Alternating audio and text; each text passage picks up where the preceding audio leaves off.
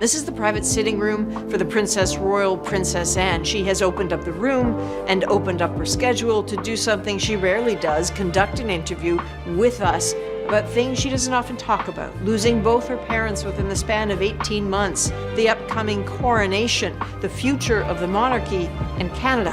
This is our conversation with Princess Anne. Prince William and Prince Harry have faced their fair share of royal drama, but nothing could have prepared them for this.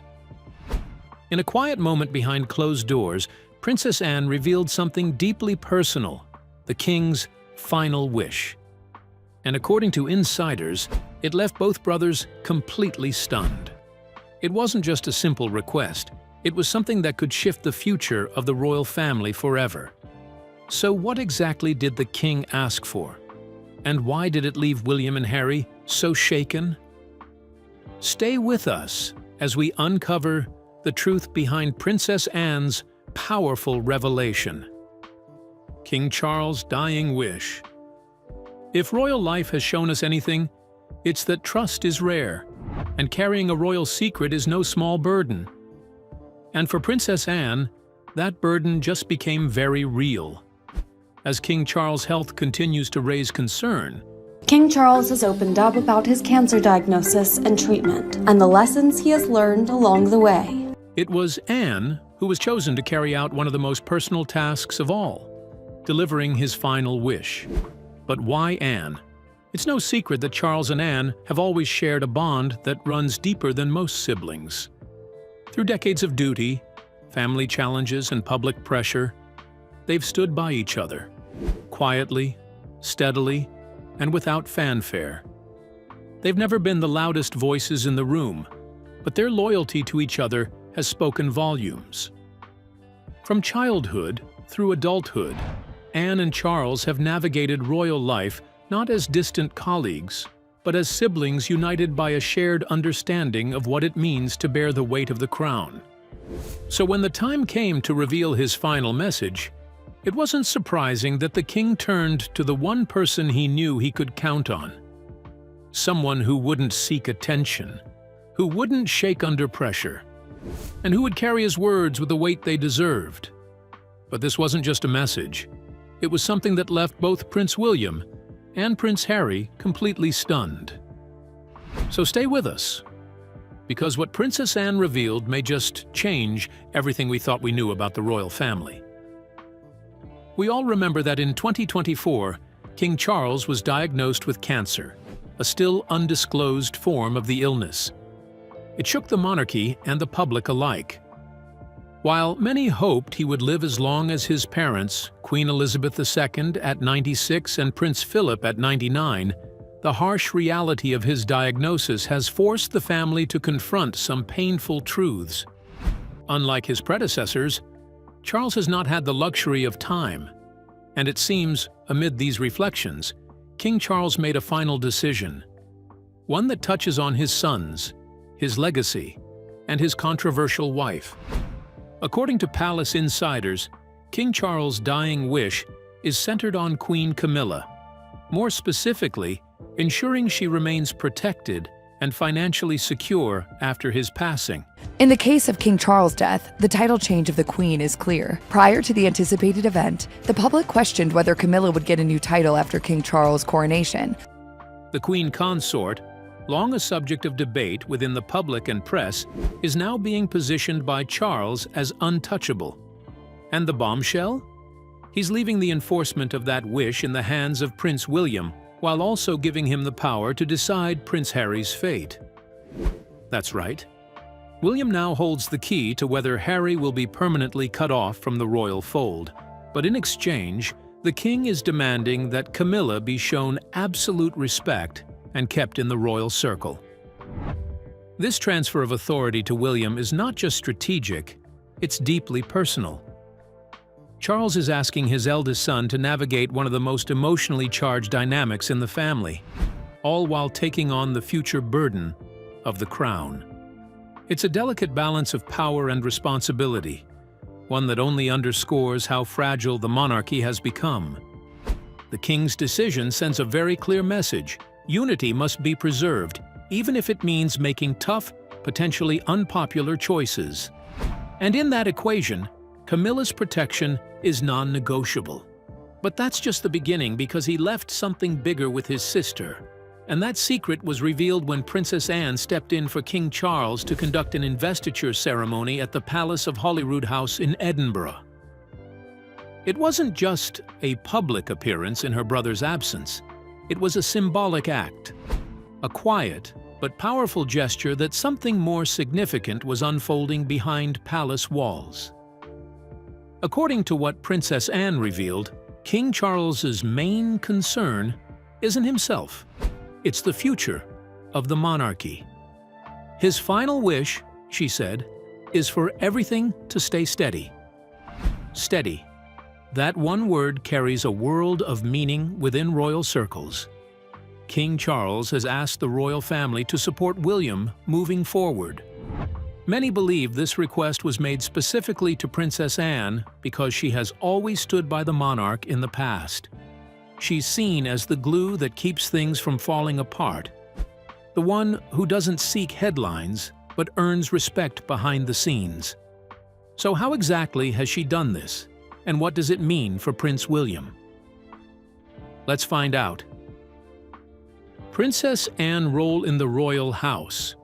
You see, for over 50 years, Princess Anne kept a pace few in the royal family could match.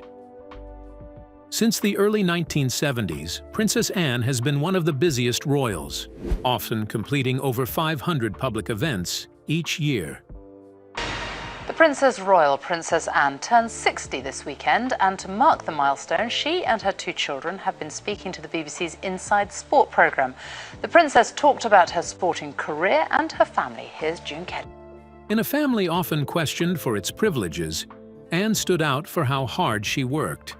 She gave strong support to Queen Elizabeth II and helped the Queen stay connected to people across the UK and the Commonwealth. This work ethic started young. In 1970, when she was just 19, Anne joined the Queen and Prince Philip on a long tour of Australia and New Zealand. It was her formal entry into royal duties. She wasn't just their daughter on that trip, she acted as a working royal. The exposure helped shape her future role early. That same year, Anne began working with Save the Children UK. Named president in 1970, she stayed in the role until 2017. For nearly 5 decades, she helped run humanitarian projects, giving the monarchy a stronger voice in the charity world. Queen Elizabeth saw this work as more than kindness, it was also diplomacy. Charity work gave the crown a softer image, and Anne's steady involvement helped give the royal family moral recognition in other countries. While her brothers made headlines for different reasons, Anne focused on her job. This pattern lasted for decades. She went where needed, represented the Queen without fuss, and stayed out of trouble that hurt the reputations of other royals. And when the Queen died in September 2022, she gave the same loyalty to King Charles III without hesitation. After the Queen's passing, Anne took on new roles that made her continued importance clear. On May 6, 2023, she was Gold Stick-in-Waiting at King Charles's coronation. And now King Charles's crowning moment, the first of 2 crowns to be placed upon his head, the St. Edward's crown, which was made for Charles II back in 1661. The position, dating back to the 1400s, made her one of the king's personal guards during major events. Riding on horseback in front of 6,000 armed forces, her presence showed she was firmly in step with the new reign and still central to royal tradition. But that was just the beginning. What followed showed her true role in the new reign. The year before, this trust was made official. In November 2022, Parliament changed the rules to name Anne a Councillor of State. This role had usually gone to the monarch's spouse and the next 4 adult heirs. But her decades of service earned her the spot. As a Councillor of State, she can sign documents and attend meetings if the king is away. With some royals stepping back or facing health issues, Anne's role helped keep things running smoothly. By early 2024, Anne's workload put her at the top of the family's engagement numbers again. From January to April, she completed 172 public duties, more than 31% of everything done by the entire royal family in that time. While King Charles reduced appearances for cancer treatment and Princess Catherine stepped away, Anne increased her efforts. She filled in at events and visits, especially in areas that hadn't seen royals in a while. Her work wasn't limited to the UK. In February 2024, Princess Anne traveled to Sri Lanka for a 3-day visit marking its 75 years of independence. The trip showed that Britain still cared about its former colonies and wanted to keep ties strong. While the King stayed in the UK, Anne met political leaders and attended national events. Her presence only sent a message that the UK still valued its place in the Commonwealth. Her focus on remembrance stayed strong too. In May 2024, she visited Guernsey and Sark for the 80th anniversary of their liberation from German occupation in World War II. Her presence showed the monarchy still played a role in honoring the past. Her support for the military also stayed firm. Princess Anne holds honorary roles in many branches like Colonel of the Blues and Royals and Colonel-in-Chief of several Commonwealth regiments. These aren't just titles. She regularly visits military bases, joins regimental ceremonies, and meets with soldiers and veterans. Her work strengthens the royal link with the armed forces and keeps their trust in the monarchy. Anne also focused on people often left out. In 1991, she started the Princess Royal Trust for Carers, helping unpaid caregivers in the UK. The group gave practical help, pushed for public support, and raised awareness. At a time when caregivers got little attention, Anne's work made a difference. Even after the group became Carers Trust in 2012, she stayed involved and kept the issue in the spotlight.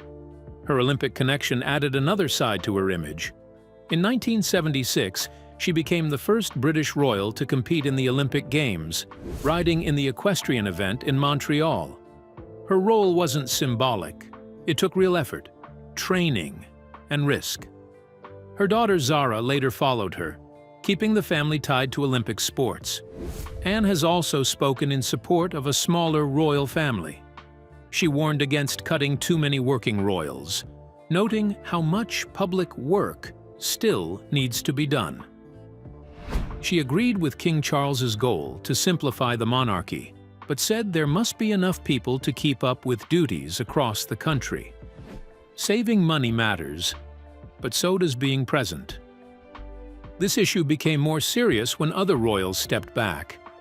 Anne stepped in, especially after Prince Harry and Meghan Markle left in 2020. Buckingham Palace has confirmed that the Duke and Duchess of Sussex will not be returning as working members of the royal family.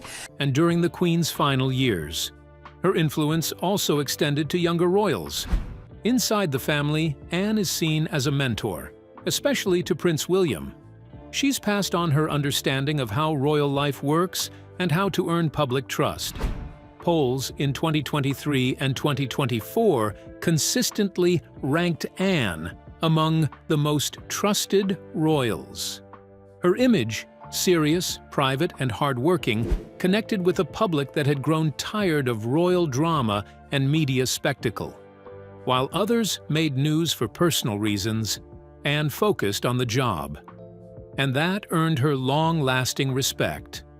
As King Charles continues his reign, the monarchy is changing. But through it all, Anne has stayed constant. She once supported her mother and now stands firmly beside her brother. However, even with her support, many are still curious as to whether Prince William is truly ready to be king. Stay tuned, because what we're about to reveal might just surprise you. Prince William's journey to the throne. Prince William's journey toward kingship began the moment he was born on June 21, 1982, at St. Mary's Hospital in London. As the first child of Prince Charles and Princess Diana, he was immediately second in line to the British throne. From his earliest days, William was thrust into the public eye, appearing in official portraits and attending state functions alongside his parents. Determined to give him a more grounded upbringing than previous royals, Princess Diana often took William on public outings and visits to shelters, hoping to expose him to life beyond palace walls. Tragedy struck in 1997 when Diana died in a car crash in Paris. William was just 15 when he walked behind her coffin during her funeral, accompanied by Prince Harry, Prince Charles, and Prince Philip. The world watched as the two young princes stood brave and heartbroken, a moment that revealed William's emotional depth and marked a profound shift in his life. After Diana's passing, William continued his education at Eton College, diverging from royal tradition. He studied geography, biology, and art history, while also excelling in sports like rowing and water polo. Following a gap year that included military training in Belize and humanitarian work in Chile, he enrolled at the University of St. Andrews in 2001. There, he lived in a shared flat, studied geography, and experienced a relatively normal student life. It was also where he met Catherine Middleton. William's post-university life took a disciplined turn when he joined the Royal Military Academy Sandhurst in 2006. Commissioned as a second lieutenant in the Blues and Royals, he trained as a helicopter pilot in the RAF's Search and Rescue Force. From 2009 to 2013, he was based at TRAF Valley in Anglesey, Wales. Prince William has made a nostalgic return to RAF Valley Air Base and reunited with his flying instructor. The Prince and Princess of Wales lived on the base between 2010 and 2013 when he served in the RAF. And flew on more than 150 missions, demonstrating calm under pressure and a strong work ethic. Unlike Prince Harry, who stepped back from royal duties in 2020, William embraced a growing role in the monarchy. His 2011 marriage to Catherine at Westminster Abbey marked a turning point. While Harry sought independence, William leaned into tradition, gradually assuming more responsibility and presenting a consistent, stabilizing image. The couple cultivated a relatable public persona, quietly sharing updates when Prince George, Princess Charlotte, and Prince Louis were born, while keeping their home life largely private. Kate's background as a commoner from Berkshire brought relatability and renewed affection to the royal brand. Following Queen Elizabeth II's death in 2022, Kate became Princess of Wales. She has since stood alongside William in championing causes like early childhood development and mental health, her grounded demeanor enhancing William's own image as a reliable and modern royal. Together, they present a picture of unity, compassion, and thoughtful leadership.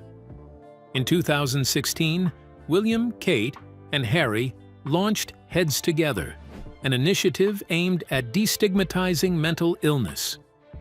William spoke openly about the emotional toll of his mother's death and the stresses of his work as a pilot. These personal admissions resonated deeply, signaling a generational shift toward vulnerability and openness in the royal family. William's focus on long-term global issues became especially clear with the 2020 launch of the Earthshot Prize, an ambitious environmental initiative that awards £1 million each to 5 projects annually that address climate change. Modeled after the Nobel Prize and supported by global experts, Earthshot reflects William's desire to be more than a ceremonial figure. It marks his evolution into a leader aiming for real-world impact. Public opinion reflects this growing admiration.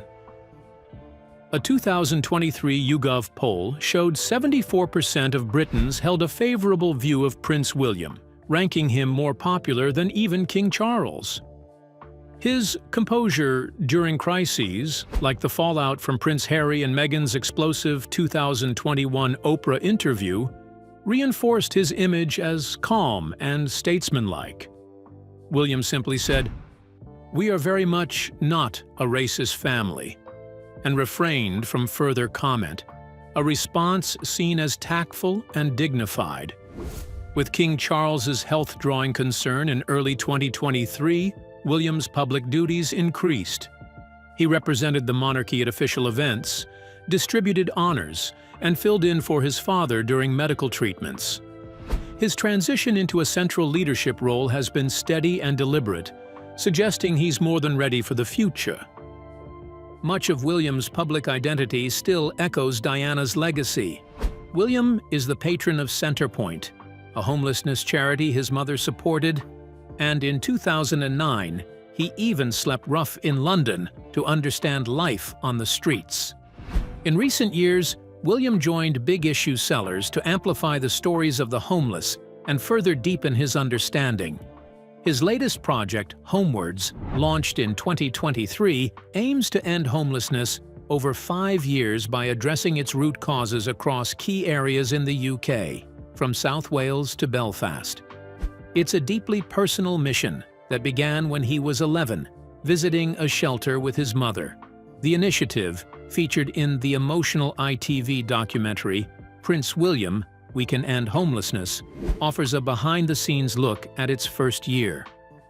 By connecting local and national groups and focusing on data-driven results, William hopes to bring lasting change, not just charity, but structural reform. But it did stop there. William and Kate continue to balance public service with private moments. This year, William and Kate celebrated their wedding anniversary with a quiet stay in a self-catering cottage on the Isle of Mull in Scotland. The visit was not just romantic, it also doubled as an official engagement. They explored Tobermory, visited community hubs and artisan markets, and spent time on a sustainable croft farm, highlighting rural resilience and environmental stewardship.